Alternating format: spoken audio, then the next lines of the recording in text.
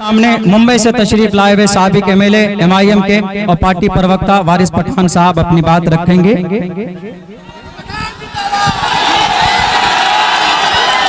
अस्सलाम वालेकुम रहमतुल्लाहि व बरकातुहू।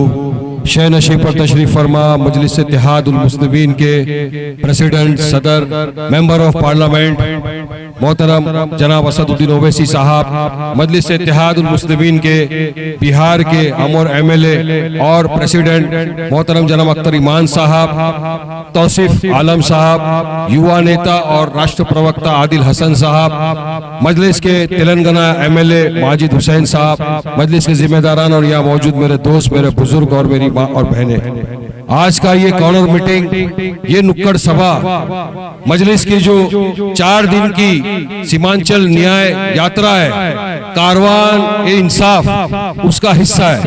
आप देख सकते हैं कि कितनी बड़ी तादाद के अंदर लोग हमसे जुड़ रहे हैं। कल से जब से शुरू किया अल्हम्दुलिल्लाह पब्लिक जुड़ते जा रही है और मोहब्बतों से नवाजती जा रही है, दुआओं से नवाजती जा रही है। ये कारवां चलता जा रहा है क्योंकि सीमांचल बदलाव चाहता है।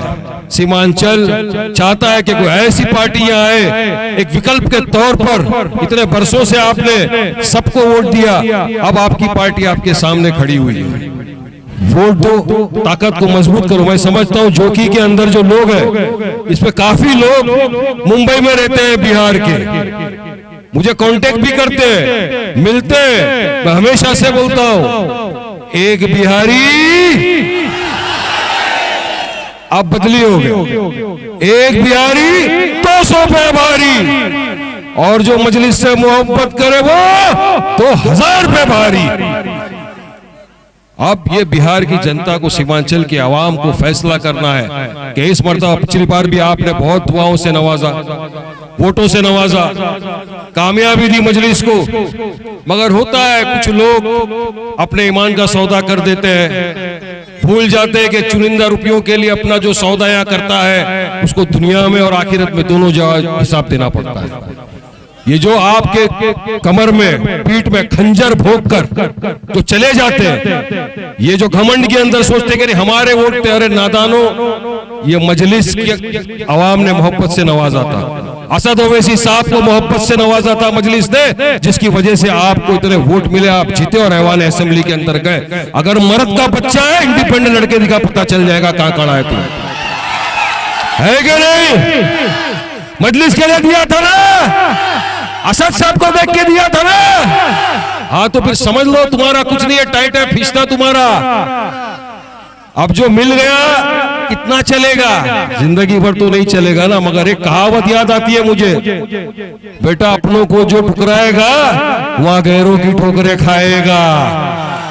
खा रहे हैं ना, मगर आप लोग एक होकर रहिए, इत्तेहाद तौर पर मुत्तहिद होइए, क्योंकि ऐसे अगर 4 गए तो एक ऐसा भी शेर है मजलिस का बिहार के अंदर, अख्तर ईमान जैसा, ठुकरा दिया हर चीज को, कहा मुझे तो दुनिया आखिरत दोनों में जवाब देना है। जिन लोगों ने मुझे मोहब्बत से नवाजा, अल्लाह ने दिलों में बात डाली, मेरी मोहब्बत पैदा की और मुझे वोटों से नवाजा, मजलिस ने मुझे इज्जत दी, आज मैं यहाँ पर असेंबली में आया हूँ मजलिस की बदौलत, तो मैं क्यों छोड़ के जाऊं? वो नहीं गया, उसने अपनी दुनिया भी संवार लिया, अपनी आखिरत भी संवार लिया, याद रखना।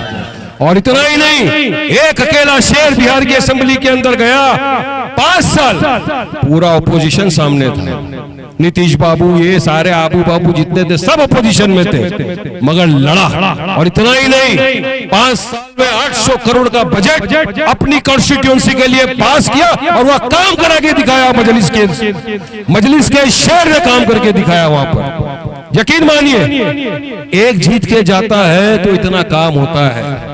अगर हमारे 20-25 जीत के चले गए तो उनकी तो नींद चैन सब खराब करके रखते। तो ये चाहते नहीं है, ये चाहते नहीं है कि सीमांचल का विकास हो, ये चाहते नहीं है कि हिस्सेदारी मिले, बराबरी मिले, नहीं देना चाहते ये। इसलिए जो उनका स्लोगन था ना, जिसकी जितनी संख्या भारी उसकी उतनी हिस्सेदारी। अब बताइए अपनी संख्या कितनी है? 18%। बिहार में जिला कितना है? कितना मिलना चाहिए? मगर ये उसका 10% भी नहीं देंगे, क्योंकि इनको ये लगता है कि इनका जो मुसलमान का वोट है तो अपने बाप जद्दा की जागीर है ना। मगर अब सीमांचल की आवाम ने फैसला किया है, जाग चुका है। अब वो उसी के साथ जाएगा जो उसके लिए विकास की बात करेगा, उसके हक की बात करेगा। और आपके हमारे हक की बात अगर हर शोबे पर, सड़क से लेके पार्लियामेंट तक अगर कोई की तो किसी और ने नहीं, आपके मेरे कायद बैरिस्टर असदुद्दीन ओवैसी साहब ने की है ना। एक शेर पूरे बीजेपी को कैसा भारी पड़ता है। देखा था ना वक्फ के टाइम पे क्या हुआ था, जब सरकार ने काला कानून लाया था जिसमें हमारे यतीमों का, मजलूमों का हक छीनने की बात हो रही थी, हमारे मस्जिद, हमारे मदारिसों को छीनने की बात हो रही थी। जब कानून आया पार्लियामेंट के अंदर तो एक पर्दे मुजाहिद खड़ा हुआ मजलिस इत्तेहादुल मुस्लिमीन का असद ओवैसी साहब फाड़ के फेंक दिया उसने पूरा। ये होती है ताकत, और ये ताकत आपके साथ है, मगर आपका फर्ज बनता है कि मजलिस का साथ दे। जो भी यहाँ से खड़ा हो उसको पूरी भरी तादाद के साथ वोट देकर बिहार की असेंबली में भेजिए। मजलिस मजबूत होगी इंशाअल्लाह ताला, सीमांचल मजबूत होके रहेगा। देंगे ना वोट मजलिस को, जिताएंगे ना ज्योति के प्रत्याशी को। शुक्रिया, अस्सलाम वालेकुम रहमतुल्लाहि व बरकातुहू। बहुत बहुत शुक्रिया जोकी की अवाम। अब मजलिस इत्तेहादुल मुस्लिमीन के रियासती सदर जनाब अख्तर। आप लोगों ने एमआईएम को वोट दिया था, आप लोगों ने पतंग छाप को वोट दिया था, आप लोगों ने मजलिस को वोट दिया था। आज बिकने का काम किया है जिसको आप लोगों ने जिताने का काम किया था।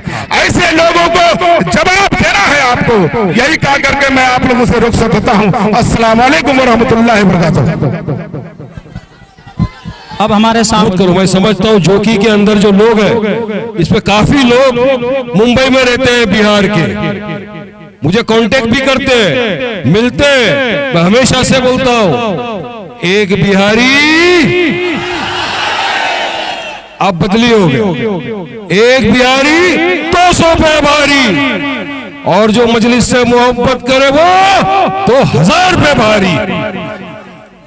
अब ये बिहार की जनता को, सीमांचल की आवाम को फैसला करना है कि इस मर्तबा पिछली बार भी आपने बहुत दुआओं से नवाजा, वोटों से नवाजा, कामयाबी दी मजलिस को।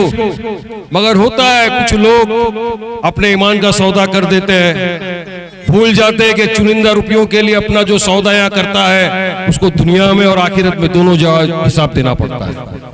ये जो आपके कमर में, पीठ में खंजर भोग कर जो चले जाते हैं, ये जो घमंड के अंदर सोचते कि हमारे वोट थे, अरे नादानो, ये मजलिस की आवाम ने मोहब्बत से नवाजा था, असद ओवैसी साहब को मोहब्बत से नवाजा था मजलिस ने, जिसकी वजह से आपको इतने वोट मिले, आप जीते और ऐवान असेंबली के अंदर गए। अगर मर्द का बच्चा है, इंडिपेंडेंट लड़के का पता चल जाएगा कहां खड़ा है तू, है कि नहीं?